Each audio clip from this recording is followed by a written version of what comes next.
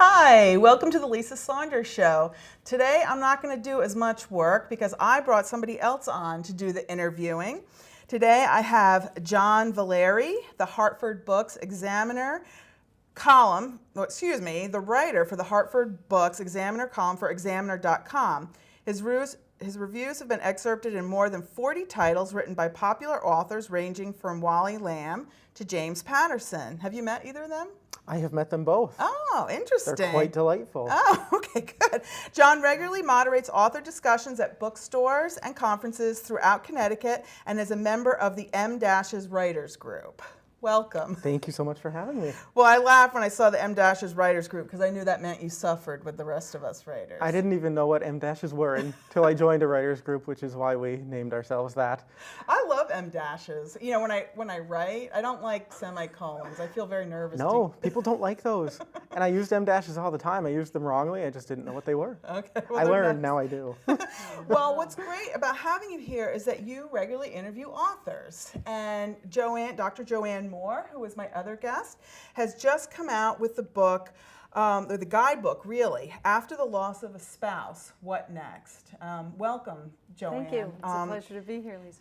Thank you. You're also the editor of Pathfinder magazine, the companion guide to the widower's journey. I write for you. So I was excited when I saw your book because I didn't know a lot of what you were going to put in there until I started reading it. First of all, I liked it because it's short. Everybody likes it. But it was packed with, it wasn't fluff. It was just packed with really solid advice, what to do next. And you actually give questions. Do you like to do this? Do you like to do that? What % are you doing that? You know, because you really have to figure out what are you going to do with your life next. I've not been widowed, but I just appreciated the book because I'm always wanting to know what should I be doing next. And I just thought your book gave me some really good guidelines. So I'm reading it, and somebody I noticed reviewed it saying it's as if Joanne is speaking to you as a friend. And I have to say, you do write like that. I feel like you're with me, having a cup of tea, helping me figure out what to do. Exactly. But anyway, John, you have questions for her. I do. Okay, well, go ahead. All right, well, I thought I would start with the obvious and just ask you, what was your inspiration for writing this book, and how do you hope that sharing your story might benefit others who've gone through a similar experience? Well, the inspiration that I had was the loss of my husband 7 years ago, and I didn't really have a great role model. My parents were married 71 years. I just lost my dad recently. So I didn't have a great role model to determine how to live the rest of my life. There's lots of support for people during that first year. Hospice is great, and other community groups are great, and your friends are great. But after that first year, people expect you to be okay and to move along. And I was okay. The grieving is always there on a low level. There's certain times that you miss them. But basically, my life was moving along, but I felt like I was doing the same thing I had always done. And when I realized that I could do anything I wanted, I started wondering maybe what could I do? You're married, you know that marriage is all about compromise. And that's great, and that's how it should be. I was only 19 when I got married, so 37 years of compromise. I didn't even know what it was I wanted. So how can you get what you want if you don't even know what you want? So that was kind of the inspiration. As Lisa said, it's like being with a friend. I'm just sharing my thought processes through this, and maybe it'll inspire someone else. Sure, and something that I read that you said struck me as quite interesting. You say that the journey of the widow or the widower might be the final taboo subject. And I was wondering if you could speak to that a little bit about, and what is it that you think that we should do to allow that to become sort of more of the common dialogue? You're exactly right. It is the last taboo subject. You're really not allowed to bring it up anywhere, at work or in a social situation or with people you don't know very well at all, it's really, once somebody says, oh, your husband died, that's kind of almost like it's contagious or something. They move away. They're uncomfortable, and they're not unkind. They're just uncomfortable. So it's up to us to make everyone else comfortable. Like the first time I went out to dinner with 3 couples who we used to go out with all the time. There were 8 places set at the table. And we all just looked at that empty space, like paralyzed. None of us knew what to do or say. It just sat there all evening, empty. And then after that, I got home and thought about it and realized I have to take the leadership. I have to arrive early and say, there'll only be 7 of us. You can take that spot away and move the seats a little more comfortably. But no one else could do that for me. And now I'm comfortable enough, I don't have to go in early anymore. I can just say, you know, we don't need that place and move it along. But they'll always set an even number of places. And I realized then that it was a difficult subject. So what do we have to do to make it less taboo? First of all, married couples need to talk between themselves way ahead of time when you're both still healthy. You need to make sure you've got your will, your beneficiaries done, and talk about what you want for each other if you can't be there. And very few couples do that.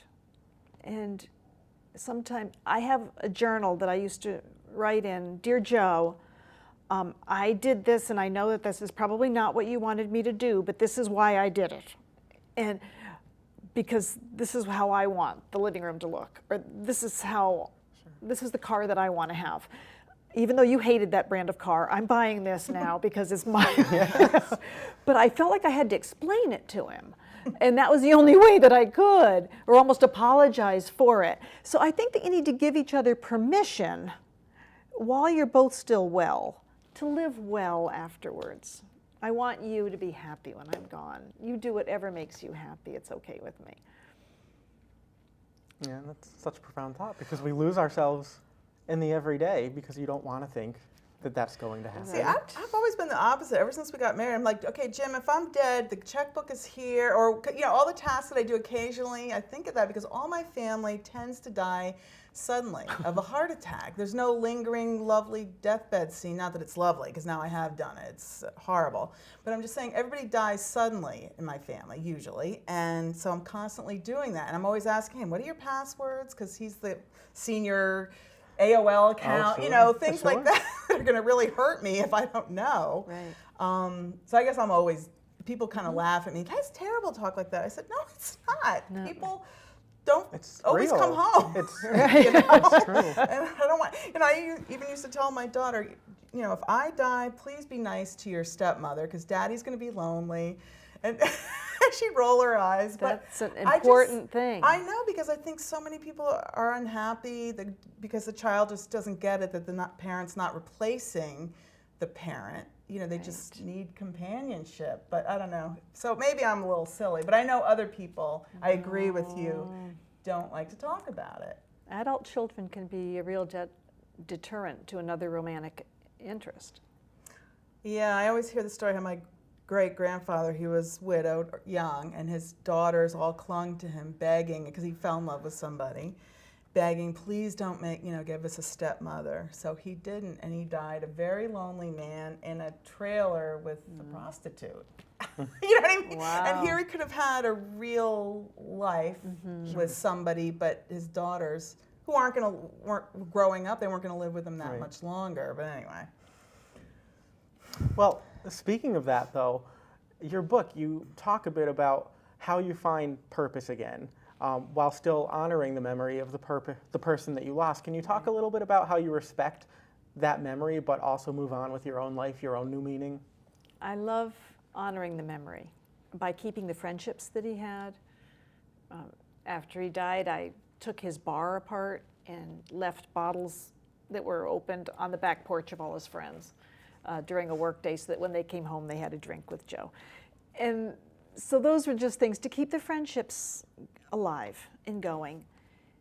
Different people do different things. There was one woman whose husband loved Stephen King. She put a $20 bill in all the Stephen King books at the bookstore so that she kind of bought the book for whoever it was who was buying it. There was one woman whose husband always wanted to go to Haiti to do volunteer work and never got to go. So she got his friends together, they went down and they built a well and a school in Haiti in his memory. And that's just a great, healthy way to honor that memory. And it's not depressing, it's not a downer. There's a joy to that. There's a joy to perpetuating their life and their energy.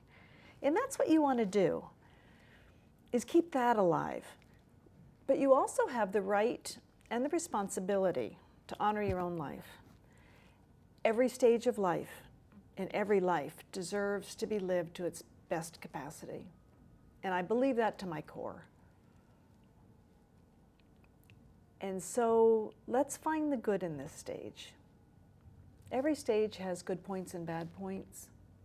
If we're honest with ourselves, not every moment of our marriage was joyful and ecstatic.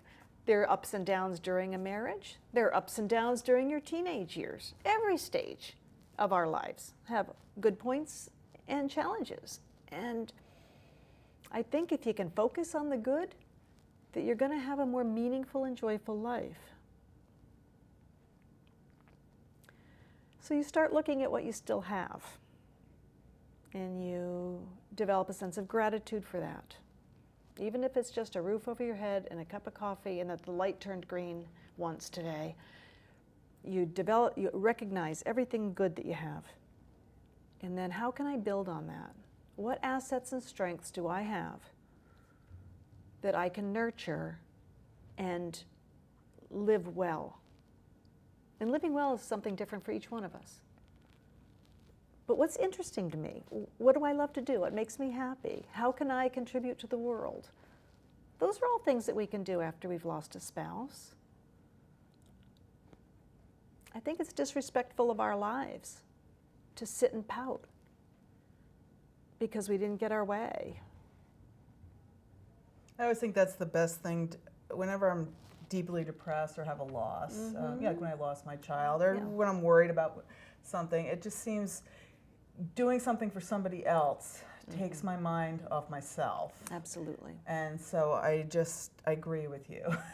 When things are really horrible, try to do something for somebody, because seeing them smile or relieving a little portion of their burden can make you feel better. To celebrate the first anniversary of Joe's death, I went to Kathmandu, Nepal, and I stayed in an orphanage for 3 weeks. And I sought out the kids with special needs and did my physical therapy. I'm a physical therapist. Did that with those kids and set up treatment plans. And then when we came home, my niece, who's an attorney, set up a 501c so that we have a nonprofit now that supports 8 kids who are blind, orphans who are blind in Nepal. And we have a great time with that. So you can do good out of sadness. I wouldn't have done that if Joe was still here. Right, 'cause you have a lot of things to think about when That's you have right. a spouse, and when you don't, Right. you can start thinking about how can I help somebody else. And that's what I enjoy about your work, is that people think grief and they correlate it with death, but it's also about life. The life that you honor, the life that you make moving forward. So I think you raised some really poignant points. And something else I wanted to ask you too, and you had just mentioned that you do physical therapy. Could you talk a little bit about the correlation between emotional and physical health and how important that is? Boy, I learned so much from my patients. Starting in 1974 is when I started being a physical therapist, and learning from young people who had broken their necks playing football or diving in a swimming pool, and they were paralyzed from the neck down for the rest of their lives, and how they learned to look at life in a different way, how they learned to find what they still could do and find the joy in that. I just admire those people so much. Loss is loss, whether it's loss of your physical capacity, loss of your intellectual capacity, loss of your eyesight, loss of your best friend. Loss is loss. And so the strategies that you learn can carry over into any. And I had the privilege of a front row seat for walking with people through their losses and learning from them. And so physical health and emotional health are highly correlated. Didn't you tell me that a high percentage of people die in the first? Tell me that again. What was Yes. Men double their risk of death during the first year after their wife's death. So men are at a much higher risk than women. Statistically, men are very unhappy as widowers. Statistically, women are not. Women are about the same level of happiness once they recover from that grief and that shock. It says in the beginning of the Bible, it's not good for man to be alone. And so I care about the men, and I worry about them a little bit. And your magazine does deal It does. with men. And you always make sure when I'm writing Widowers of History that I do write about men. So I just do with Mark Twain. Right. You've done Norman Rockwell and you've done Milton Hershey. Because I know you care about the men. Girls learn about saying no when we're 13. We start practicing that. And boys never do. And so these poor men are bombarded by aggressive casserole bakers. And they marry the most aggressive casserole baker. And without regard to who she is or what kind of person she is. And most of those marriages end in a divorce in a pretty short period of time. So then they have another episode of difficulty. Sure. I would just take the casserole. Just take the casserole and don't feel obligated. But I do give a script in my book. I tell the men, there's a whole chapter on when to know when you're ready to start dating. And you're ready to start dating again when you really want to share your life with someone else, when you really can care about someone else's needs, and that you're looking forward to having some fun. And so then you maybe are ready to start dating again. But it's okay to say, I don't think we're a good match. Thank you very much. And perhaps use the line, I'm still too in love with my wife. I'm just not able to get involved with anyone else right now. It wouldn't be fair to you. And that's a kind way of letting yourself off that hook. But do you get to keep the casserole if you say You need to eat the casserole first. Oh, it's not that hard to cook. That's what you say. You've not seen me in a kitchen. And I thought I would ask too, because you're talking about how there is a guide in the book for men, are they ready to start dating? And this is a very practical guide because there are very interactive elements. And I'm wondering if you can talk to that a little bit. What is in this book that people will be able to engage with? And how do you think that that actually, benefits the experience for your readers? Well, first of all, I say don't be in a hurry. There's no emergency. There's lots of fish in the sea, and they will still be there when you're ready. So relax, take your time. It's okay to go online, do Match.com or eHarmony or whichever of those you're interested in. There are a lot of precautions to take. I put a list of red flags in there. If he's bringing you gifts on the first date, if he's in love with you on the first date, I wouldn't be too interested in that person. If they talk negatively about their own children or the people in their lives, I would be very cautious of that person. And then I think that there are some dangers in dating that weren't there when I was 19. There's physical health to be concerned about. I have no problem saying let's both go and get a blood test. I think that that's perfectly reasonable to ask before you get physically engaged with someone else. And it's showing concern for them as well as for yourself. And then to learn about the sexually transmitted diseases that are rampant out there. And many of them are treatable and many of them can be safe. And you can negotiate with those diseases if you know that the other person has it and you're careful. So dating is one of the more dangerous things that you do. You should always know who you're with, where you are. Someone else should know who you're with and where you are. I've got my phone so that my adult children know where I am. They can track my iPhone. And I think that safety is a real issue. Stay in public places until you really know the person. Wow, you've got me scared. Right. Yes. And can you talk a little bit too about some of the other inclusive elements of the book, so ways for readers to go through and actually engage with the book? And you even recommend, having a diary or a journal next to you as you go through the book, so how they might benefit from this process, so you're not just reading straight through, but it's really an interaction with the book. I try to make it an interactive book that would be good for one person or with a group, that you could do it together with some other people. And the first thing that you need to do is analyze where you are now, with how do you use your time, how do you use your money, and be really objective about the way you analyze that. What's your budget like? So that you have a foundation, and so that then you know what your assets are, you know what your strengths are. And from there, what do you think you'd like to try? I ask people to write 3 goals: personal, financial, and professional. And so that I've done it since I was in college. Every year on New Year's Day, I write 3 goals: personal, financial, and professional. And then long-term goal, short-term goals, how I'm going to reach it, who's going to help you reach it, what it will cost, what problems you anticipate throughout. And so that at the end of the year, you've got something to say for the year. But I also talk about softer things like hobbies. It's really important to have some hobbies. Friendships are really important. A typical widow loses 75% of her friends in the first year. That's serious. You need friends. I talk about holidays and how to deal with, how to get out of doing Thanksgiving if you've been doing it for 30 years and you don't want to do it anymore. You pack up your platter and your recipes and you give them ceremoniously to someone in the next generation. Assess what responsibilities you have assumed that you don't want to do anymore, and find responsible ways to get out of those responsibilities. If you've always shoveled your neighbor's driveway and you don't want to do it anymore, you need to tell them ahead of time so they can find someone else. Figure out what it is you want to do. How do you suggest you make new friends?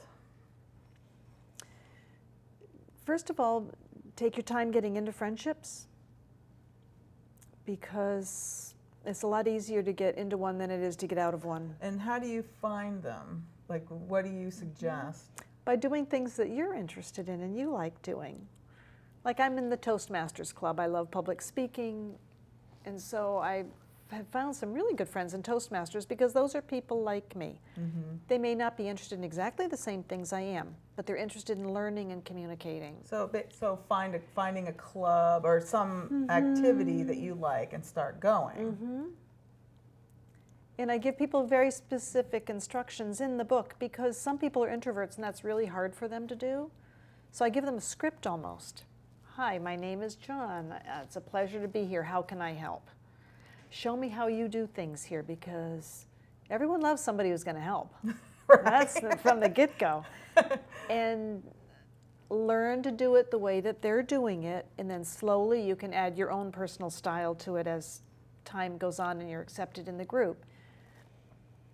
And then look to other people who are new coming in, welcome them, make them feel comfortable. Hi, I'm glad to have you. Here's what we're doing. Would you like to join us? And then they're going to love you because you made them feel welcome. I was going to say, invite people over to have that casserole with you. That's right. Keep the door open. Food is always good. Yes. Pets seem to help a lot too. Yeah. They'll always talk to you if you're walking a dog. They may never learn your name, but they will They learn will know your the dog. pet's dog's name. That's right. And I thought that was sweet that you had a chapter in there in your book that I wrote because you're not a pet person, but I thought that was nice that you considered folks out there that are pet people, because I meet so many people because of my dog. I know, and I recognize that's important to people. Yeah, so I'm glad you put it in there, even though that's not your thing. Well, that's just it. This book isn't about me. Right. A lot of books about widowhood are about that person, oh, poor me. And that's not what this is about at all. Right. It truly is a workbook. Like these are ideas. This is how you know if this is for you. That's why I said, gee, this is really good. I was recommending to other people who are kind of needing a reset button on their lives to figure out what direction they should go in Thank next. you. So I thought it was great. I also talk about faith, because I am a faithful person and I believe that it helps a lot. So I talk about all the different major faith groups in the book and but I don't recommend one over another. I just tell people this is the etiquette. So there are a lot of people who've never been in a house of worship. So I describe what the etiquette is when you go in, whether you need to wear a hat, whether your skirt needs to come below your knees, all those things that you need to know. In some places, women sit on one side, men sit on the other. Some places you give a financial donation, and other places it's not accepted. And so I tell you all that so that when you go in, you might be more comfortable. That's so helpful because social anxiety will stop you from doing all those things that you want to do. Right. Right. If you're an extrovert, you're okay usually. You can at least get out there and start, but if you're not. Yeah, and sometimes you're just looking for that excuse not to get back out there.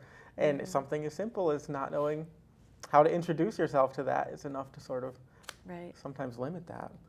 Right. And, you know what I wanted to ask you too, if you don't mind, I'm just wondering if you can talk a little bit about how important you think it is to have outlets, whether it's a creative outlet, you know, like writing, creating art, or even something more straightforward. But how is that helpful, especially for people who are going through a grieving process? I used to think that art was for rich people who already had everything else that they needed and didn't have to worry about income, and they could dabble in the arts. They could support the arts. And I really believed that for a long time. Since Joe's died, I've understood Maya Angelou's I Know Why the Caged Bird Sings. Because sometimes art is all you have. Your creativity outlets are all that you have. And I've started taking some art classes. I play the piano. I don't know what I'd do without it. We only have 2 minutes left. I would like you to just mention the magazine, because not only do you have the book, but people can sign up, go to the website, and get the newsletter. So at least the newsletter comes out once a month and at least tells you what's going on in the magazine to click into. It just keeps you up to date on conferences, or because you have retreats. So just briefly. Okay. This is a classic book. It'll get you through everything, basically. But the magazine has more timely articles and more human interest stories of other people who might inspire and encourage you. There's also a parenting chapter, which I think is really important for people who've lost. There's 500,000 people under 45 who lose their spouse every year. So those are all parents. So there's a parenting article. There's a cooking for one article. There's a humor article because there's funny in everything. There's a history article. There's one on health and wellness. It's more current, more research. Right, and it's a companionship guide. I mean, it really is. I love it. It's at pathfindermag.com. And with your 30 or so seconds left, what do you wish you had asked, or what do you like us to know? Or can we find your interview online? Oh, you can internet search Hartford Books Examiner. I will pop right up. But I actually had one last question for you. We talked a lot about how this book will benefit others, but did you find that you had takeaway lessons that you weren't expecting after writing it? Absolutely. I'm much more intentional about what I'm doing and why I'm doing it. Well, thank you so much for joining us on the Lisa Saunders Show. Do look them up online and you can read more about them.